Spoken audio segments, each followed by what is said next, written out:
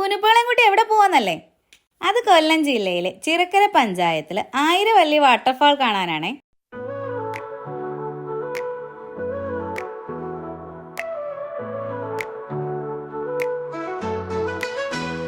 കാടും മേടും കാട്ടരുവിയും പൂവും പുഴയും പൂമ്പാറ്റയും മൂടും കുളിരും നീലാമ്പലും കാലം കുഴയും പൂമരങ്ങളും മഴയുടെ മിഴിയിലെ കുളിരല എഴുതിയ കവിതയോ മൊഴിയിലെ മധുരമോ തലളിത മൃദുലിത മുരളിത പകരുമൊരരുവിയോ പൂവിതഴകിയോ പൂവിതഴകിയോ. ഇപ്പോഴാണെ നല്ല വെള്ളമുണ്ട്.